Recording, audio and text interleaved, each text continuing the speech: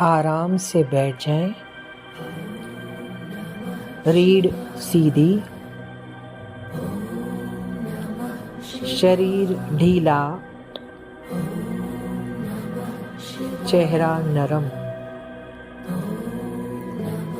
सांस धीमी।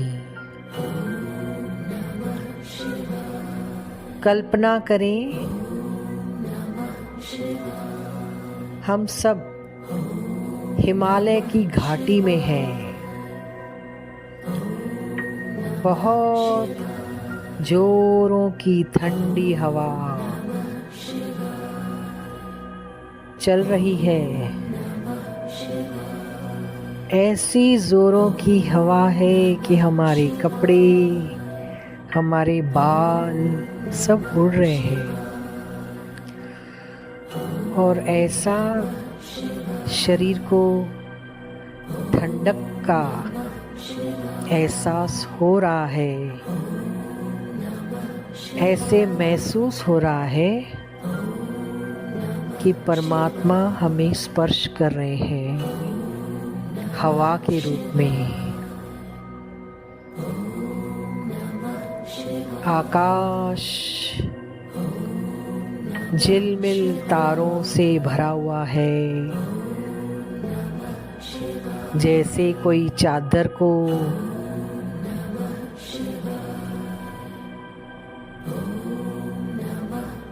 हम भरते हैं।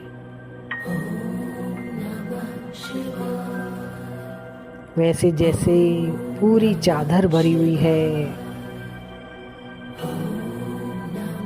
सोने और चांदी के गोटों से, वैसे ही पूरा आकाश तारों से भरा हुआ है। 14 की रात है आज, महाशिवरात्रि, और चंद्रमा केवल एक छोटी सी कला में आकाश में है। कल तो अमावस्या है, पतला सा चंद्रमा है आकाश में। तारे टिमटिमा रहे हैं, सितारे शांत हैं, दुनिया सो रही है लेकिन हम जाग रहे हैं। हिमालय की घाटी में हम खड़े हैं।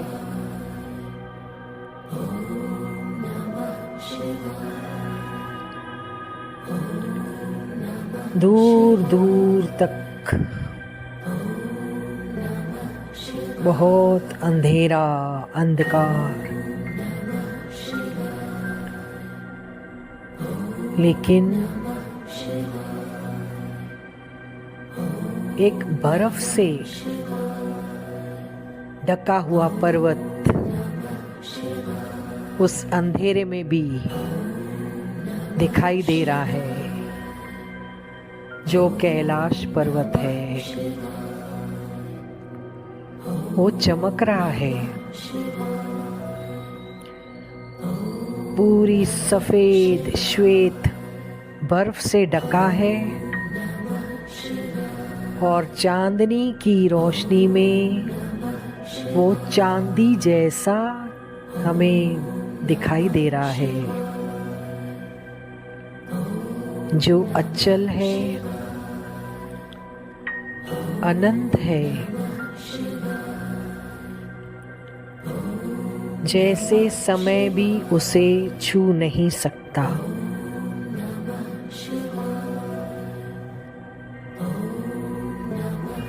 हम धीरे धीरे बढ़ रहे हैं कैलाश की तरफ।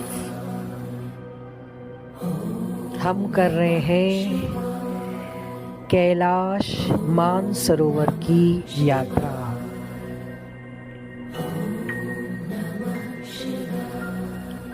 जैसे जैसे ऊंचाई पर चढ़ रहे हैं, हमारा मन हल्का हो रहा है।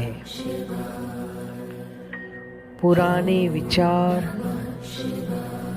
पीछे छूटते जा रहे हैं। जैसे कोई बोझ उतरता जा रहा है और हम हल्के हो रहे हैं। इतनी शांति है, इतना शांत वातावरण है कि पैरों के नीचे बर्फ पर जब हम चल रहे हैं, उस पर हमारे पैरों की आवाज आ रही है। सांस ठंडी, सीना साफ, मन खुला। अब हम थोड़ी ऊंचाई पर पहुंचे हैं, जहां पर मानसरोवर है। मानसरोवर में सभी देवता स्नान करने आते हैं और हंस मोती चुगने आते हैं। हंस तो उनकी ये विशेषता है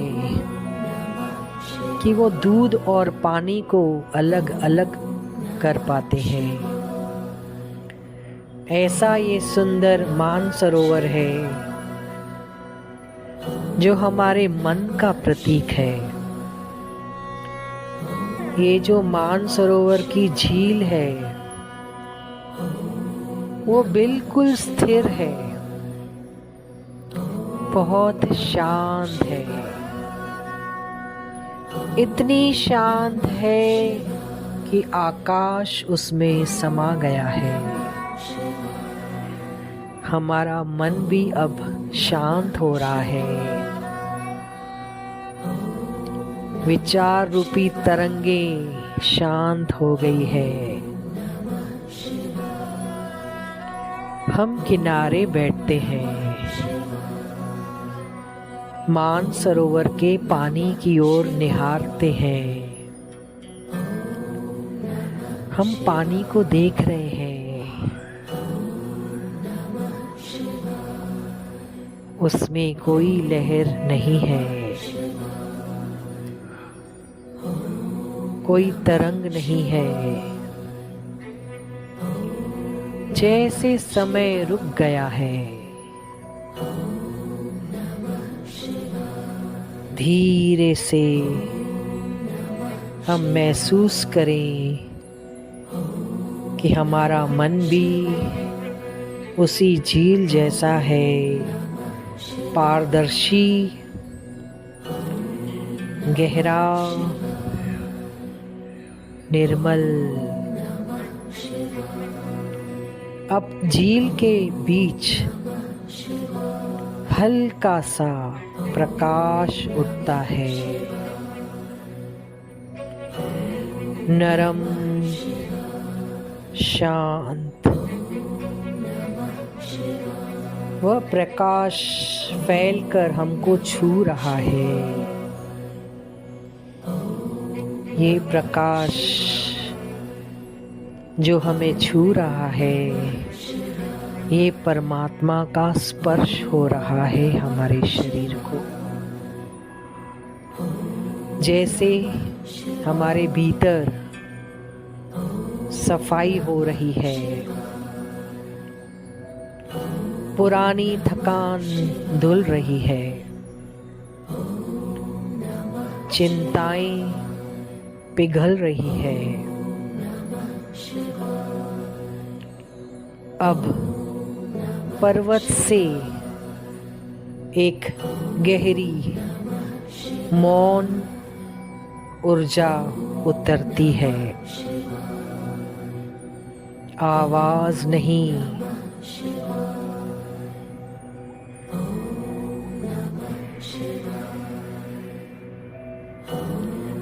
कोई आवाज नहीं, लेकिन उपस्थिति है। ये ऊर्जा शक्ति स्वरूपा हमारे भीतर उतर रही है। ये भारी नहीं, अत्यंत शांत है। हम महसूस कर रहे हैं कि हम अकेले नहीं हैं। हम उस शांति का हिस्सा हैं। हमेशा से ही थे। मन में मंत्र उठ रहा है, ओम नमः शिवाय। अपने आप धीरे धीरे स्वतः ही उठ रहा है मंत्र। हम नहीं जप रहे, मंत्र खुद ही चल रहा है हमारे भीतर। हर मंत्र के साथ हमारा शरीर हल्का हो रहा है, जैसे हवा का मंद मंद स्पर्श हो रहा है। परमात्मा हमें स्पर्श कर रहे हैं। हमारा मन विशाल हो रहा है, जैसे आकाश। अब मंत्र भी रुक गया है, बस मौन। कैलाश सामने है, लेकिन अब दूर नहीं। महसूस करें, कैलाश हमारे भीतर खड़ा है। अचल केंद्र, जहाँ कुछ हिलता नहीं।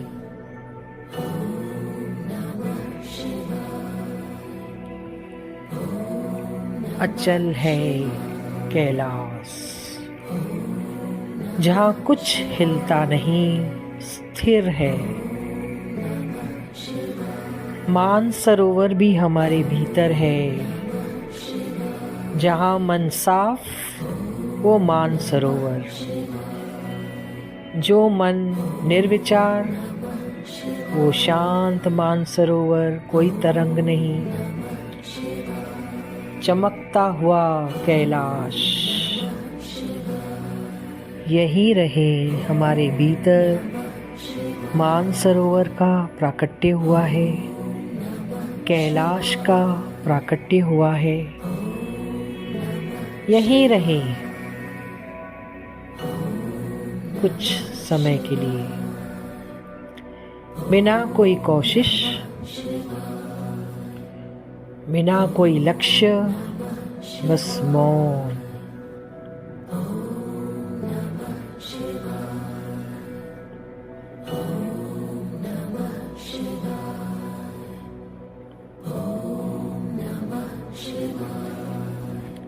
अब हम पहुंच गए हैं कैलाश पर्वत पर, जो शिव जी का निवास स्थान है। जहाँ न पहुँचे रवि, वहाँ पहुँचे कवि। जहाँ न पहुँचे तन, वहाँ पहुँचे मन। तन से किसी को भी इजाज़त नहीं है कैलाश पर्वत पर, शिखर पर जाने की।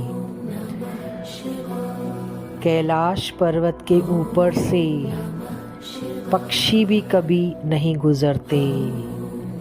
किसी एरोप्लेन हेलीकॉप्टर को कोई अनुमति नहीं है कैलाश पर्वत के शिखर के ऊपर से जाने की। वहाँ पे ऐसी ऊर्जा है, क्योंकि वहाँ पे शिव जी का वास है। ऐसी ऊर्जा है कि कोई वहाँ पे टिक नहीं सकता, उस ऊर्जा को झेल नहीं सकता। और जिस किसी ने वहाँ पे जाने का प्रयास किया है, वो जब लौटा है वो अपना संतुलन खो बैठा है, अपनी बुद्धि का संतुलन खो बैठा है, उसको पागल घोषित किया जाता है। तो मानसरोवर तक जा सकते हैं, कैलाश पर्वत की परिक्रमा कर सकते हैं, और लेकिन हिमालय की जैसे हम चढ़ाई चढ़ सकते हैं, कैलाश के शिखर तक जाने की अनुमति नहीं है। वहाँ पे ऐसी दिव्य ऊर्जा है भगवान शिव की कि कोई उस दिव्य ऊर्जा को सहन नहीं कर पाएगा। तो तन से तो नहीं जा पाएंगे, मन से तो हम जा सकते हैं। अब हम पहुँचे हैं शिखर पर, कैलाश पर्वत के शिखर पर।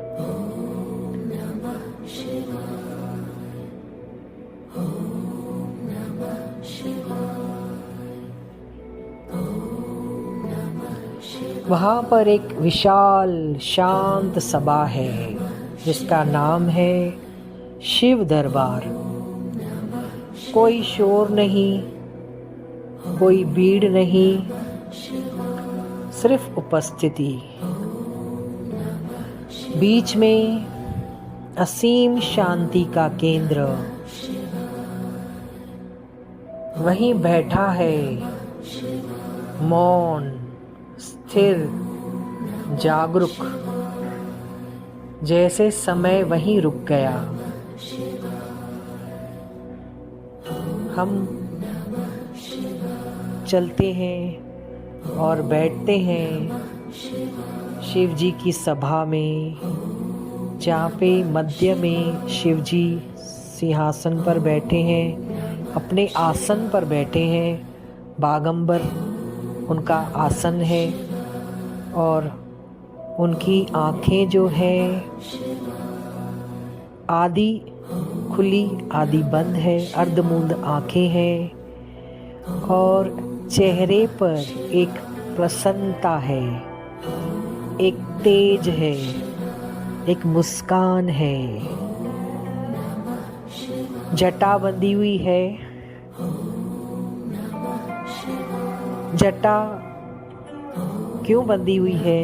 क्योंकि जो हमारे केश होते हैं, हमारे जो बाल होते हैं, वो अहंकार के प्रतीक होते हैं। तो शिव जी ने जटा इसलिए बांधी है ताकि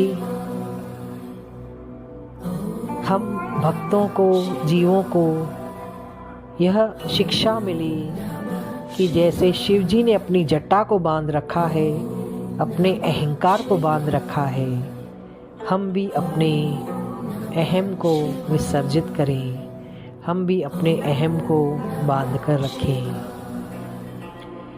शिव जी ने पूरे अंग पर विभूति लगाई हुई है, भस्म लगाई हुई है शमशान की। हमको ये शिक्षा मिल रही है कि हमारा शरीर भी एक दिन ऐसे ही भस्म हो जाएगा। इस भस्म को देखकर जैसे हम जीवों में वैराग्य उत्पन्न हो। शिव जी ने गले में सर्प की माला है, सर्पों को धारण किया है गले में। सर्प जो है वो अहंकार का प्रतीक है, भय का प्रतीक है, मृत्यु का प्रतीक है। तो जो शिव भक्त होते हैं वो भय से मुक्त हो जाते हैं जब शिव की भक्ति करते हैं। वो मृत्यु के डर से भयभीत नहीं होते और अहम तो उनको छू नहीं पाता।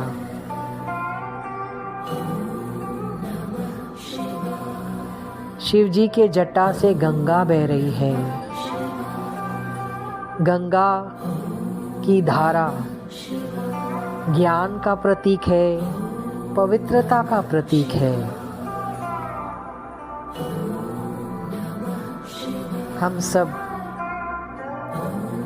इस गंगा में नहाएं ताकि हमको भी ज्ञान की प्राप्ति हो, हमारा मन भी शुद्ध और पवित्र हो। शिव जी के हाथों में डमरू है। डमरू सृष्टि का पहला नाद, पहली ध्वनि दर्शाता है। शिव जी ने हाथों में त्रिशूल भी पकड़ा हुआ है। शिव जी के 3 नेत्र भी हैं। तीसरा नेत्र ज्ञान का नेत्र भी है। और अगर शिव जी क्रोधित हो जाए तो ये विनाश भी कर देता है।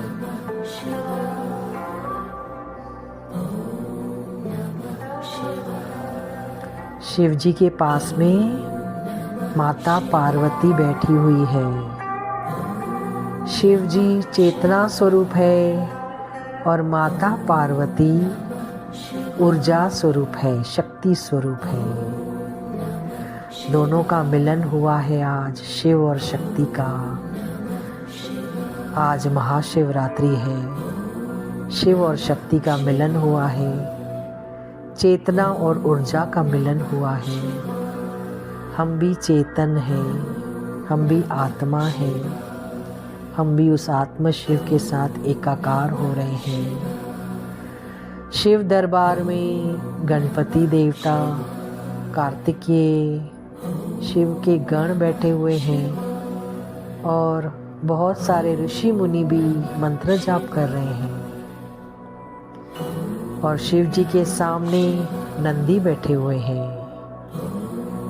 नंदी ने पिछले जन्म में शिलाद ऋषि के यहाँ जन्म लिया था और इतनी कठिन तपस्या की थी कि शिव जी प्रसन्न हुए और नंदी से पूछा क्या चाहिए। नंदी ने कहा मुझे केवल आपके समीप रहना है। तो भगवान शिव ने नंदी को अपना वाहन भी बनाया, अपना पहरेदार भी बनाया और नंदी हमेशा शिव की ओर ही देखते हैं। नंदी जो है स्थिरता के प्रतीक है, ध्यान के प्रतीक है। जिसके भी मन में जो कोई कामना हो, शिव मंदिर में प्रवेश करने से पहले नंदी के कान में अगर कुछ कह देते हैं, वो नंदी हमारा संदेश शिव जी तक पहुंचाते हैं। जो भी मन में कामना हो, आज जाने से पहले नंदी के कान में कहकर जाना, संदेशा पहुंच जाएगा। आज तो शिव जी बहुत प्रसन्न है और जब कोई राजा प्रसन्न होता है तो अपनी प्रजा को जो भी मांगते हैं कोई व्यक्ति उसको वो दे देता है। आज की रात का मौका चुकना नहीं। जो भी मन में कोई वर्षों से कामना है पूरी नहीं हो पा रही, आज की रात का मौका चूकना नहीं। ये शिव दरबार केवल कैलाश पर नहीं है, हमारे भीतर भी है। जब हमारा मन स्थिर है, जब हमारा मन पवित्र है, तो हम शिव के साथ एक हैं। जब हम में कार्य करने की शक्ति है तो माता पार्वती भी हमारे भीतर है। जब बुद्धि हमें सही राह पर ले जाती है तो गणपति अपना कार्य कर रहे हैं। शिव जी ने सबको स्वीकार किया है, सब गणों को, भूतों को, प्रेतों को, सबको स्वीकार किया है। मुनि लोग भी जप कर रहे हैं, हम भी जप कर रहे हैं। ओम नमः शिवाय, ओम नमः शिवाय, ओम नमः शिवाय, ओम नमः शिवाय,